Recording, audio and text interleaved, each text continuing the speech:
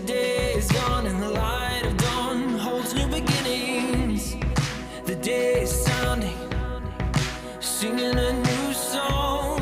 Hear the angels echo. We are loved beyond, beyond the raging sea. You're the life inside of me. I lift my hands and I rejoice. There's a reason now to come alive. Let's come alive. Rejoice for a hope that starts a fire in us and bright in us. Rejoice. You're the reason now to come alive. Let's come alive. Rejoice. Rejoice. Shining in the dark. Your love is amazing. You can take a broken heart, repair the parts, and keep it beating.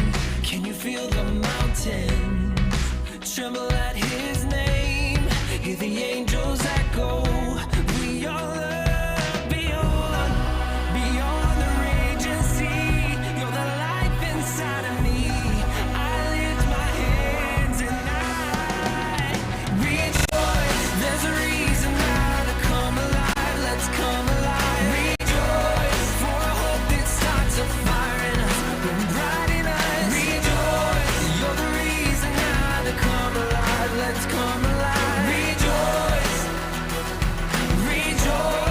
Rejoice. Your mercy, your power, your love takes us higher.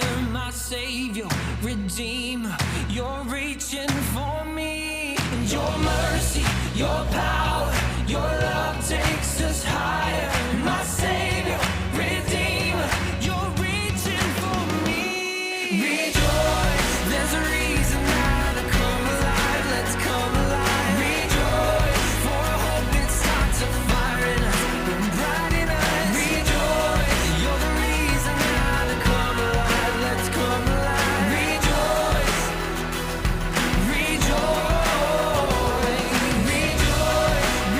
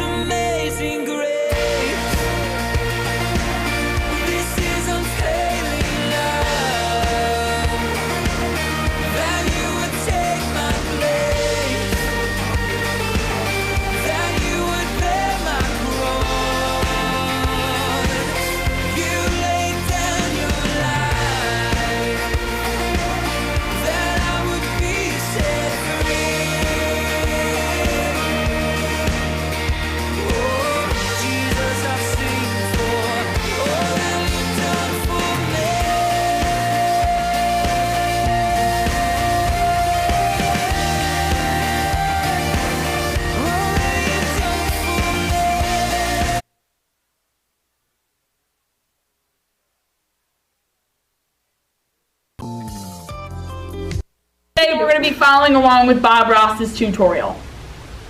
And then we're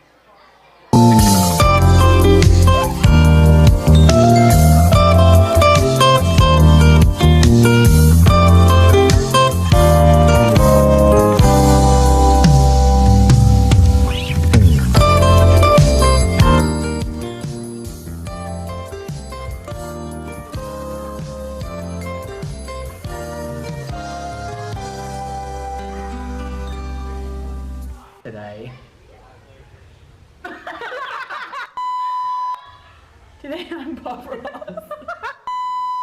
Hello, boys and girls. I'm Bob Ross. And today I've brought with me a happy little accident. His name's Nate. Hello, boys and girls. We're gonna paint today. Today we're going to be following along with Bob Ross's tutorial. And then we're gonna be comparing them to see which one's better. Maddie Fujimura Hi. and the rest of VY will be today's judge. Let's head the least little bit. No, don't head anywhere. I'm not done yet. They look green. Stay where you are. Stay on green. It's very strong. Hi. I put green. He said green and that's blue. You lied to me. Hey, let's wash our brush now. Yes, let's. We wash our brushes with odorless thinner. Very small amount. Slow down, Bob. Clouds are very free. Look at how free my cloud is. This is your world. Yeah. So you create any kind of illusion that you want in your world. My illusion is my You always world. lead me in the right direction.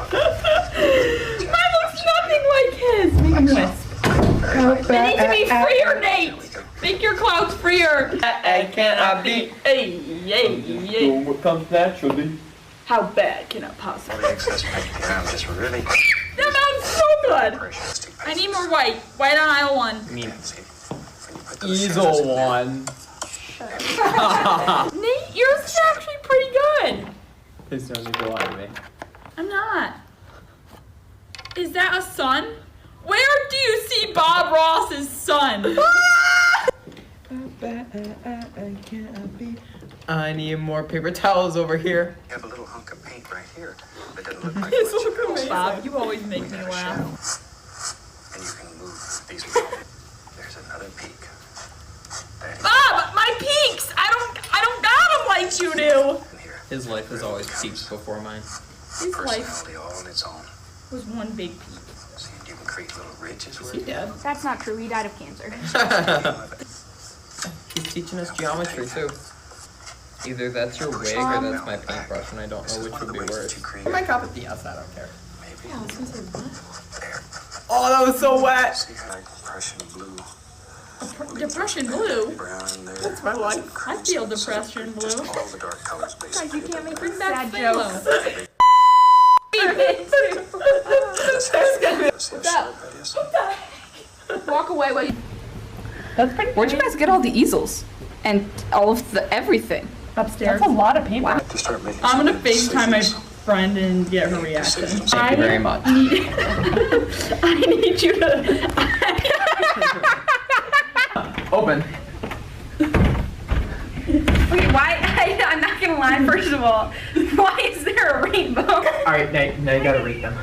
I can't. There's no rating. That goes well with these. Mine is pretty good. I don't know which one yours is. We need an answer, Maddie. I'm really trying here. Okay, I'm gonna be honest. No. I like the rainbow on that one, but I think that one's more realistic. So I'd say that one.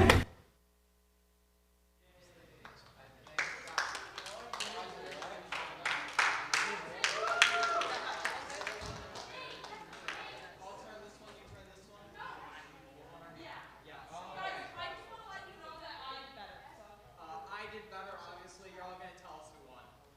Ready? 1, 2, 3. Whatever her name is. Alright, we're ready? Hang on. I want to raise a hand. I want no talking. Who thinks this one's better? Who thinks that one's better? Yes, which is which? I would like to thank all my fans for raising your hand for this one. I would like to point out there is a rainbow, and none of you likes the rainbow. Are my clouds free? I could not get it.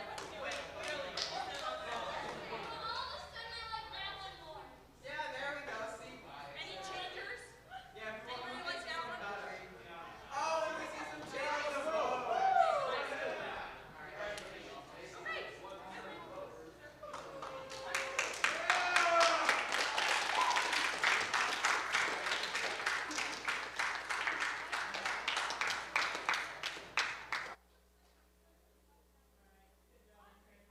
Your painting skills are fantastic. I'm gonna have them do a mural in the whole hallway. It's gonna be awesome. Yeah. All right, so couple announcements. Welcome to VY. So glad you guys are here. If you will pull out your phones and check into our VY page tonight, that'd be really good. This is your nightly reminder. While you guys are doing that, we found a pair of headphones outside in the parking lot while we were picking up balloons. So if these are yours, or you know whose they are, come find me at some point tonight. All right, so a couple other announcements for you guys. So next week is going to be the last week of our Encounters with the Christ series. So we're slowly wrapping up. Just put that in your radar. Next week, we have After Party. So be aware of that. After Party is something that we do after the last Friday of every month, right after VY is over, starting at 9 o'clock. It's going to be super fun. It's going to be like a harvest party. It's going to be great. Wear costumes, okay? Wear costumes to VY. You can wear them the whole night. You don't just have to bring them for after party. But wear your costumes. Make sure they're church appropriate. Nothing like super scary or anything like that. But have fun. Bring your costumes. It'll be awesome. Couple other things that I was asked to remind you guys of. Worship signups are still outside. So if you're interested in doing worship, make sure you hit that sign up. Pastor Chris asked me to remind you guys that November 22nd, we're doing baptism here on a Sunday morning. So if any of you guys are interested in baptism or interested in learning about more, come talk to me tonight and I can give you all the information that you need for that. And we may be changing our homework and hangout time from Wednesdays from 2 to 4 to a different time. So more students are able to come. So make sure you answer the survey in the VY Connect that we sent out this week, and that'll allow you to pick what time slots work best for you. So this is the last week it'll be open. So if you're interested in having that changed to a different night, make sure you go in and let me know which day actually works for you guys. That is all that I have for you guys. So worship team is welcome to come up. You know what, Matt?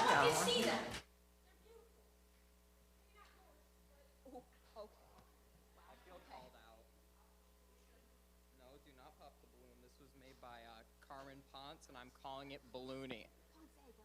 Ponce, sorry. I'm calling it Balloony from Phineas and Ferb. I don't know how many of you recognize that. It wasn't a joke. It was seriousness. Where did the second you know, I don't want to know. All right, so I am going to have you all stand with us. Thank you.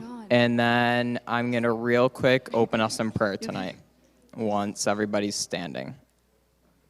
There we go. All right. Dear Lord, we thank you for this time that we've had to come together. We thank you that even though there is a pandemic going on, that we've still been able to gather together. And I just pray that you keep us all safe tonight. And in your name we pray. Amen.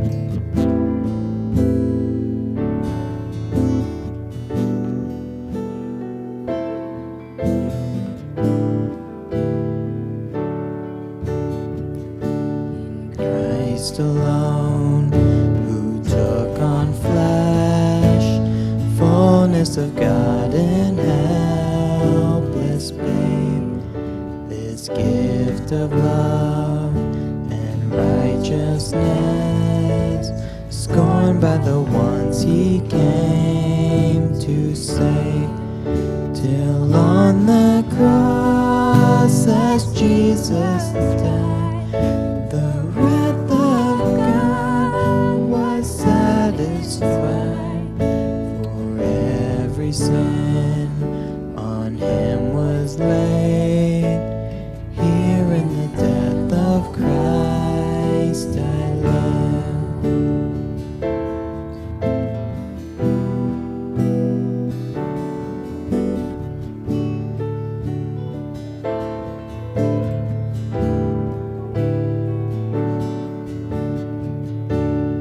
In the ground his body lay, light of the world by darkness slain, then bursting forth in glorious day, up from the grave he rose again.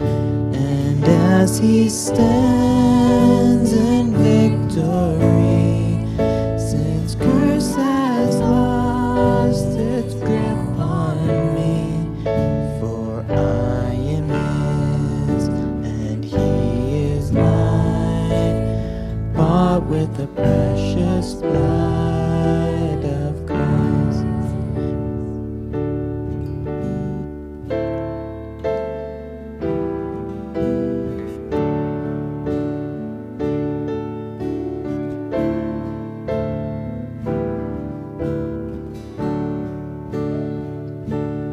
Guilt in life, no fear in death.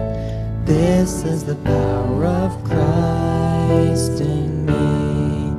From life's first cry to final breath, Jesus commands my destiny.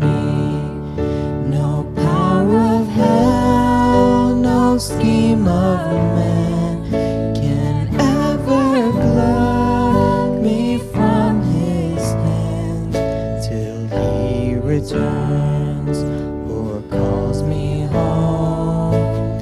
Here in the power of Christ I stand till he returns or calls me home. Here in the power of Christ I'll stand.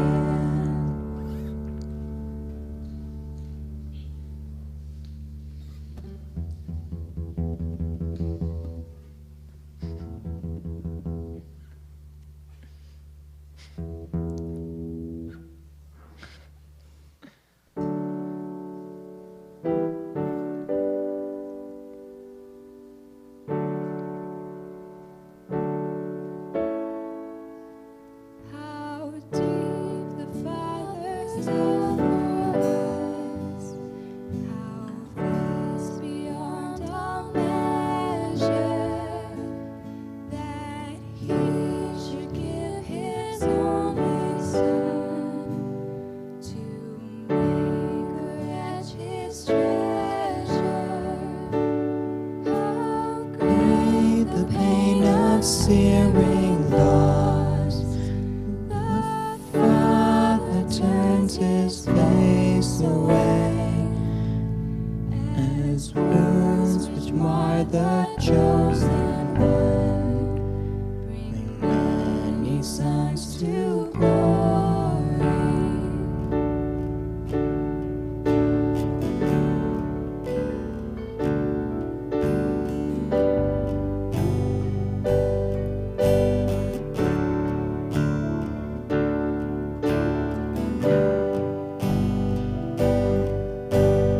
behold The man upon the cross, sin upon his shoulders.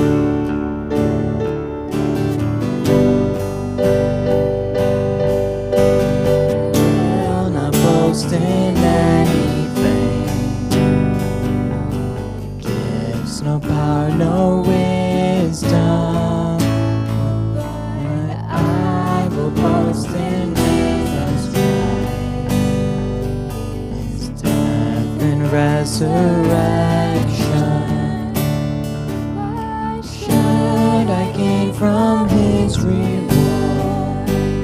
I cannot give an answer, but this I know with all my heart. His wounds have paid my ransom.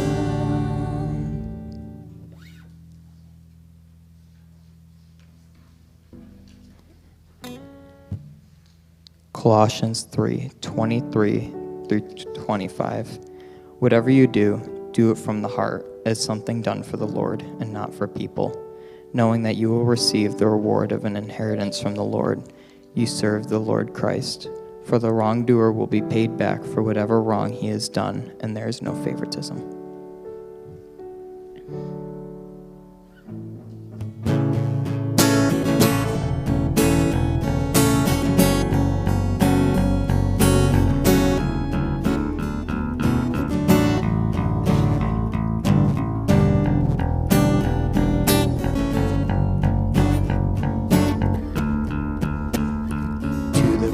I look, to the cross I cling, of its suffering I do drink, of its work I do sing. On in my Savior, but bruised and crushed, show that God is love, and God is just.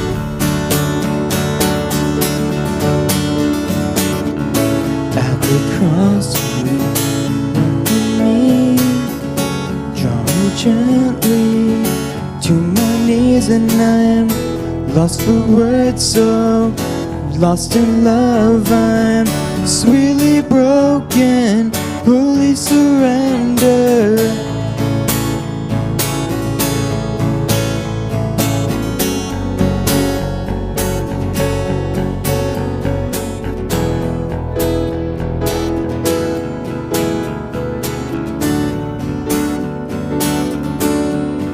What a priceless gift,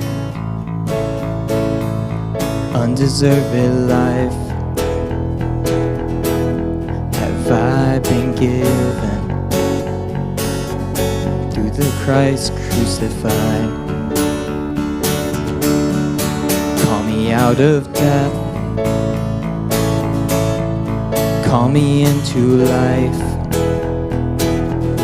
I was under your wrath, now through the cross I'm reconciled.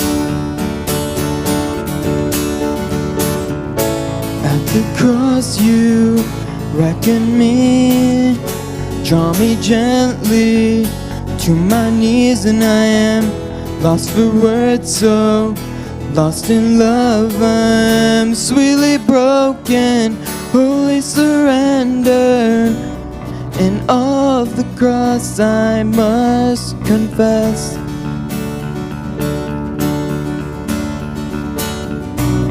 How wondrous your redeeming love, and how great is your faithfulness. At the cross you beckon me, draw me gently to my knees, and I am lost for words, so lost in love. I'm sweetly broken, wholly surrender. At the cross you beckon me, draw me gently to my knees, and I am lost for words, so lost in love. I'm sweetly broken, wholly surrendered. Father God, I pray that you would bless this night, God. I pray that you would just help us all to glean something from your word tonight, God. I pray that you would just be present here in this place. God, you are so good. We thank you for the week that we've been able to have, God, and for each other that we were able to spend some of it with.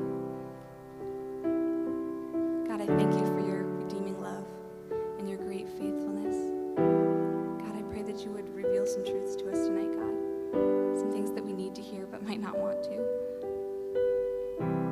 God, I pray that you would be here in this place and show us. I pray all these things in your name. Amen. You can be seated.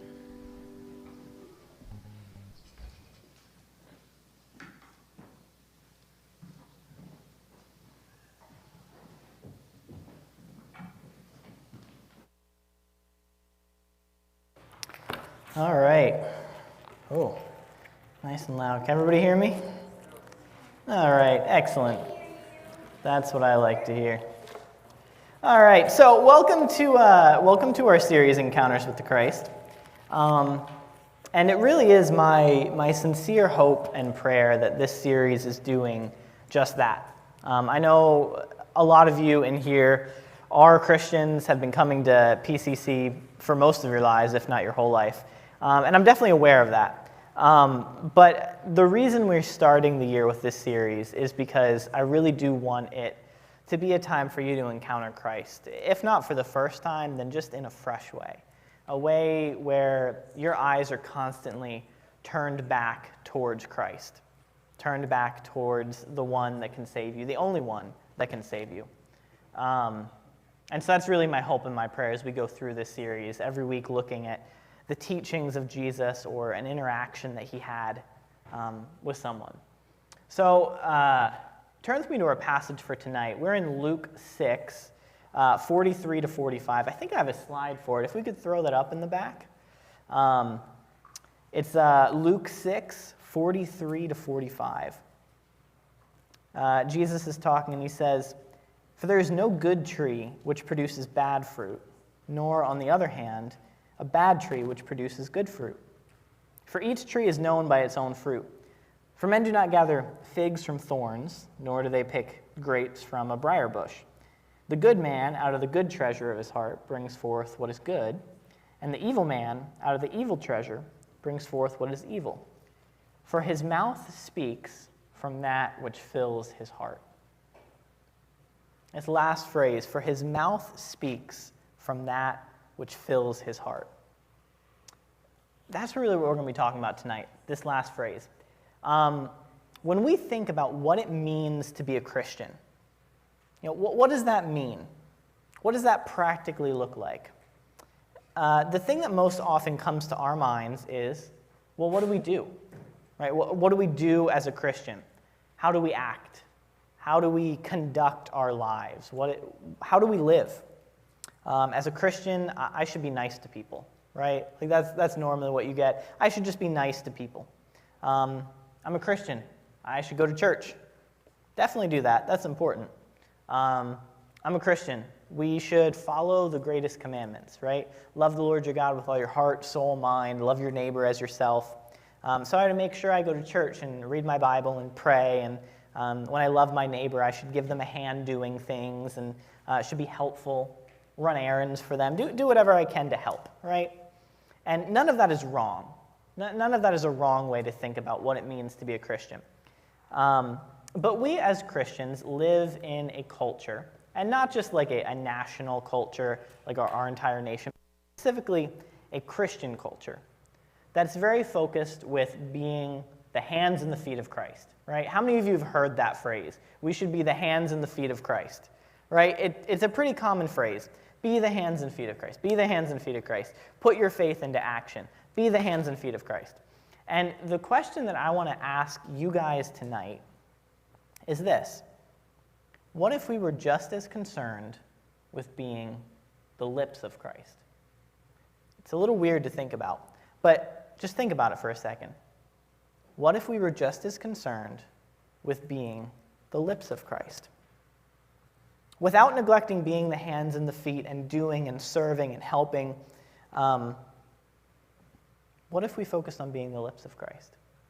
It's a very simple thing, but we often don't think about it. We get so caught up in what we do that we forget that what we say is important. What we say is important. What we say really matters. And the truth that we're going to be talking about is this. What we say matters as much as what we do. What we say matters as much as what we do. And that's a really important truth that we don't often think about, and we're going to talk about tonight because I think it really is important to our growth and our maturity as a Christian. Jesus tells us to let our speech be seasoned with salt. And when Jesus talks about loving our neighbors as ourselves, we talked about our first week here in this series, right, with the greatest commandment. Someone comes up to Jesus, asks, what is the greatest commandment that we're supposed to follow? He says, love the Lord your God with all your heart, with all your soul, with all your mind, and then love your neighbor as yourself. And when we have this idea in our mind of loving our neighbor, we often think about doing something for them, right? Helping them in some way, serving them in some way. But what if an equal way to love your neighbor is simply the way that you talk to them, the way that you speak to them? So let me ask you, how do you talk to people at school? How do you talk to the people that you pass in the hallway or in your classes? Or how do you talk about the people that aren't there, right? When they're not there? Do you share all the embarrassing stories of them? All the embarrassing things that you can think of as soon as they leave the room? Now, sometimes that's good. If you're a really good friend, I love telling embarrassing stories of my friends. It's great. You'll probably hear a few of them this year, especially Potato. We'll get to Potato. So it's not wrong to tell embarrassing stories, but is it done out of love, right? Or do you talk badly about them when they're not there?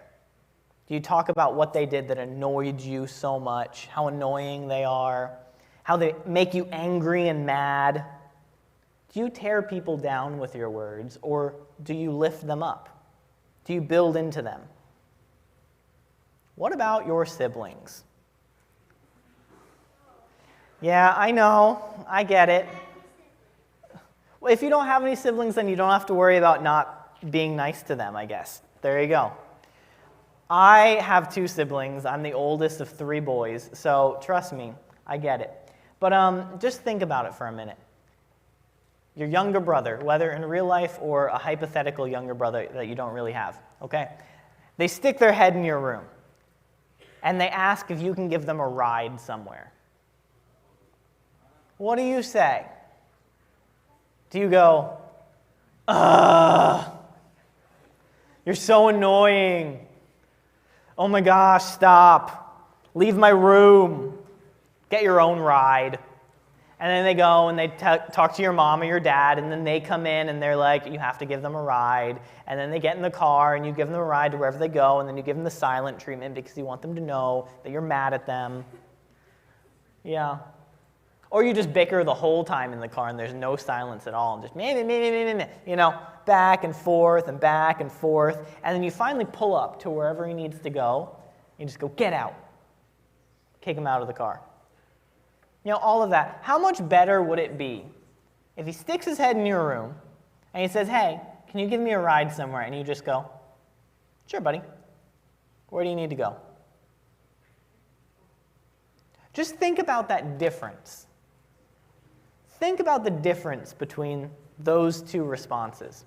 Which one does Christ call us to? Not which one do we want to give. No one particularly wants to give people rides. No one wants to do that. But how do you respond? Do you respond with love, or do you respond with bitterness? And what we're talking about tonight is what we say matters as much as what we do. What we say matters as much as what we do. This idea really hit me. It hit home for me. I was in the office the other day, just doing my quiet time and everything like that, and I was reading through Proverbs, and I came to this verse. We'll throw it up there for you. It's Proverbs 18, 20 and 21. Proverbs 18, 20 and 21. He says, with the fruit of a man's mouth, his stomach will be satisfied. He will be satisfied with the product of his lips. Death and life are in the power of the tongue, and those who love it will eat of its fruit. Now, As I read this, something stood out to me and it made me stop. And I thought, that's really interesting.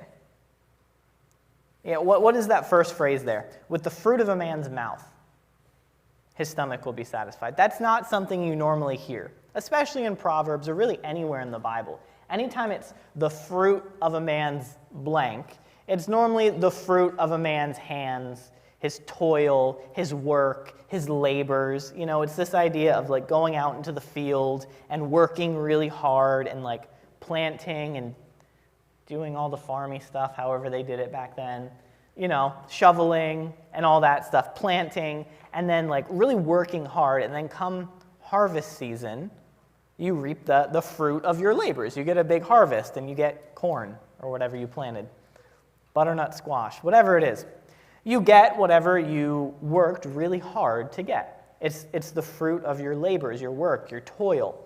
You know, like the quote from Pirates of the Caribbean, it's the sweat of a man's brow and the strength of his back and yo-ho-ho bottle of rum. You know, this idea of just like working for something and then like you getting the product of whatever it is that you worked for, right? It's the fruit of his hands, his toil, his labor. But that's not what Solomon is saying in these verses. He's saying it's the fruit of a man's mouth. His stomach will be satisfied. He'll be satisfied with the product of his lips. Death and life are in the power of the tongue, and those who love it will eat its fruit. You know, the things that he points out are your mouth, your lips, your tongue.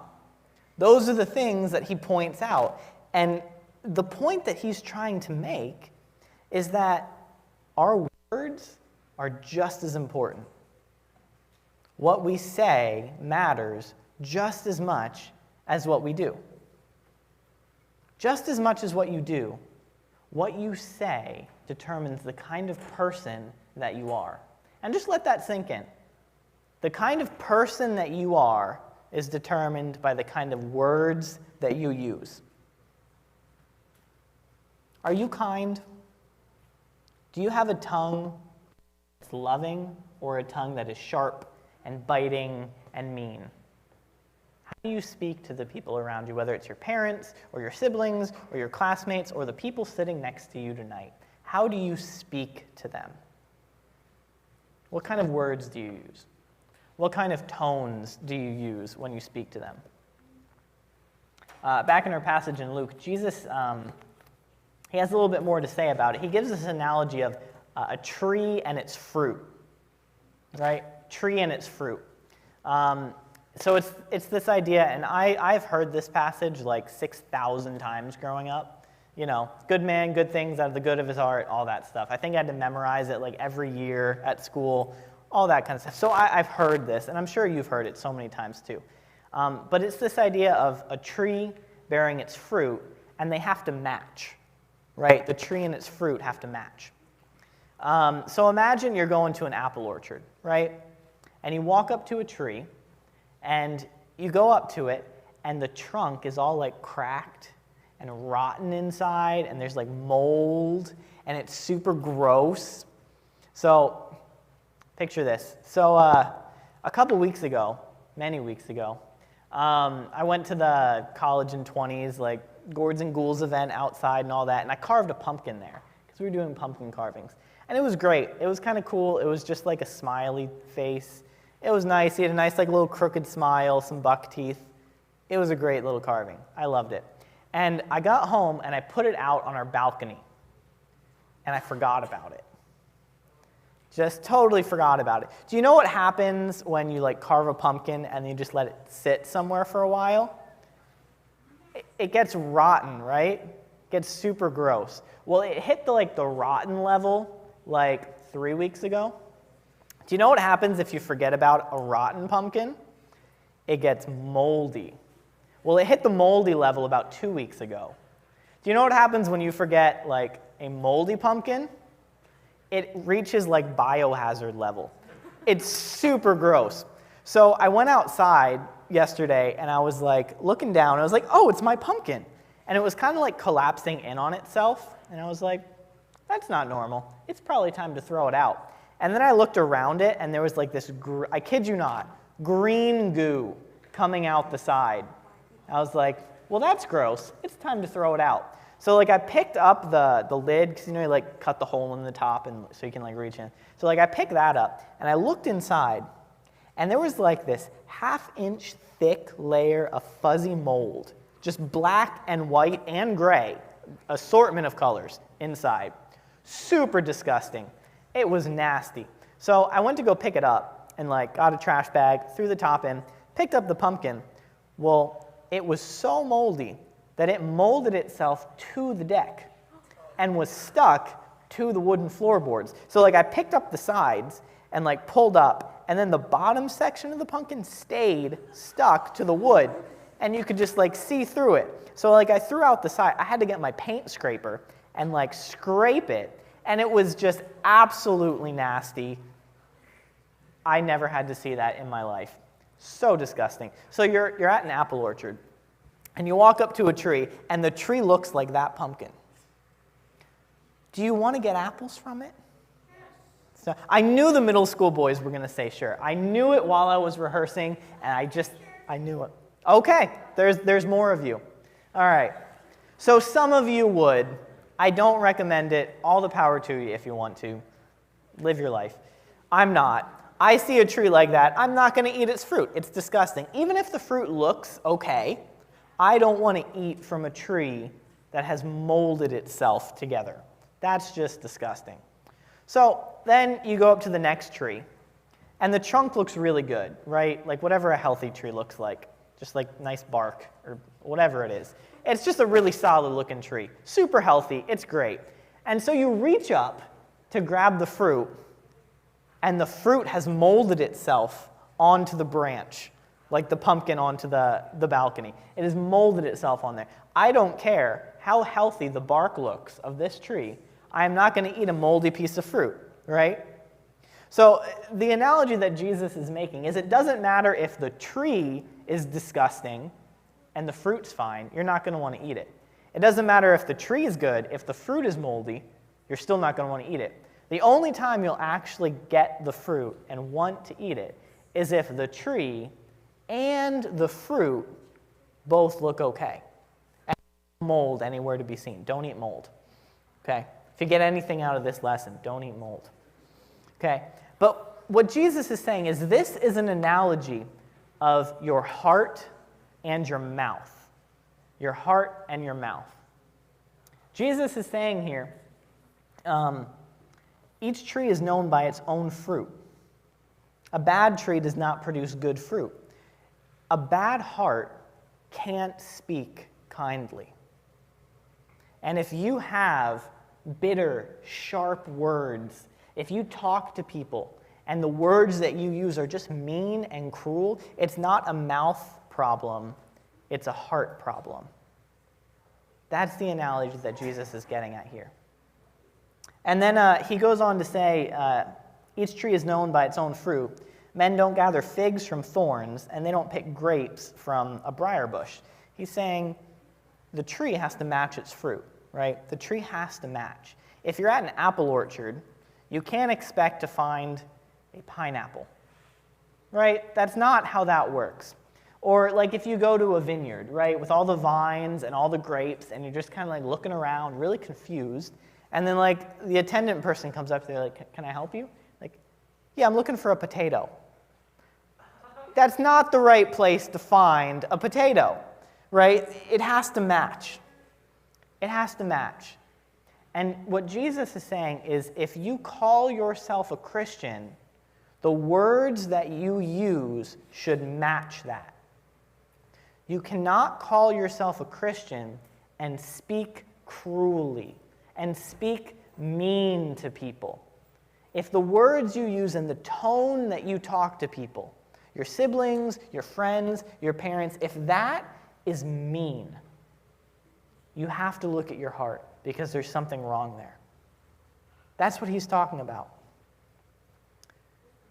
The point Jesus is making is the mouth is how you gauge the heart. The mouth is how you gauge the heart. Looking at our hearts can be difficult, right? It can be hard to be like, is my heart right with God? Am I close with him? Am I growing as a Christian? Am I not? Am I just kind of going through the motions? It can be difficult to gauge, right? How your heart is. Is my heart right with God? It's a difficult thing to look at. But what Jesus is saying is the way you can tell, just look at how you talk. Just look at how you talk to people, and that will give you a good idea of what your heart is like. The fruit has to match the tree. If you want to know how good or evil you are inside, just look at your words. Are you kind? Are you cruel? Are you demanding? Are you a Karen? You know. I'm sure we could all share some really good stories. I'm sure. But just think about that. How you talk to people, that is how you gauge your heart. That is how you gauge your heart. So, Jesus has another passage he talks about in the Gospel of Matthew. And it's very similar. Jesus is giving the same lesson, but at the very end, he says something else that I really want to focus on. So this is Matthew 12, 33 to 37. The first part is very similar, but look at how he ends this time. It says, either make the tree good and its fruit good, or make the tree bad and its fruit bad, for the tree is known by its fruit. You brood of vipers, he's talking to the Pharisees again if you couldn't tell. How can you, being evil, speak what's good? For the mouth speaks out of that which fills the heart. The good man brings out his good treasure, what is good, and the evil man brings out of his evil treasure what is evil. But here it is, pay attention. But I tell you that every careless word that people speak, they shall give an accounting for in the day of judgment. For by your words you'll be justified, and by your words you'll be condemned. Look at that second to last verse. But I tell you, every careless word that people speak, they shall give an accounting for in the day of judgment. Careless word. What is Jesus talking about? A careless word. What does he mean by that? Well, I like to think about it like this. When I write a sermon or a lesson or something like that, I spend time thinking about it and praying about it and reading the passage and writing the lesson and crafting it and rehearsing it and coming up here and practicing. So when I come up here on a Friday night, I know what I'm going to say. Look, I know what I'm going to say. I've already crafted it. I've put it together. Careless word, that's the word that you don't have time to think about ahead of time. Those are the words where you don't have time to think about ahead of time. So that's when your little brother pops his head in your room and is like, hey, can I have a ride? What's the first thing that comes to your mind? Or your little sister comes in and asks, can you help me with my project for school? How do you respond? Or your mom comes in, hey, can I borrow your phone charger? How do you respond? Or your grandparents call you up and you're like, oh, hey, Grandpa, how's it going? And like, can you come over and rake my leaves? How do you respond? You have no time to think about it. You're not prepared. You can't craft your words or your responses. It's just your knee-jerk reaction. How do you respond? Because what Jesus is saying is, I tell you that every careless word that people speak, they'll give an accounting for it in the day of judgment. We are accountable for every word we say, even the ones we don't have time to think about. Even the ones we don't have to think about. They're the ones you can't put together. You don't have time. And most of the time, what makes it difficult is we don't remember them, right? You don't remember like your knee-jerk reaction. You don't remember what you said when your brother popped his head in your room and asked for a project. You could have went, ugh. I feel like we all have to do that. Let's put it on pause. On the count of 3, I want you to let out your most giant sigh right through the mask like that. 1, 2, 3. There we go. That feels good for the soul, right? Yeah. That feels so good. Okay. But these are the words you don't have time to think about. These are the words that just pop out. You are accountable for. And that's the point that Jesus is saying. He says, by your words you'll be justified, and by your words you'll be condemned. We are responsible for the words that we say. We're responsible. And as people who call themselves Christians, our words ought to be loving. So, to close, I want us to be thinking about this idea. Are we showing the love of Christ in what we say? Are we showing the love of Christ in what we say and how we say it? Are we doing that? We're very concerned with being the hands and the feet of Christ and going out and doing things, and that's important. But what about the lips of Christ? Do you use your words to lift each other up, to encourage, to heal, to show the love and the light of Christ to a dark world? Or do you have really rotten, moldy fruit? So, as we close, I think instead of praying, here's what we're going to do. Not that praying's not important, but here's what we're going to do. I need you guys to go up to 3 people and say something kind to them. And when you're done saying those 3 kind things, you can leave to go to your small group room. How's that? All right, so go and say 3 kind things to people.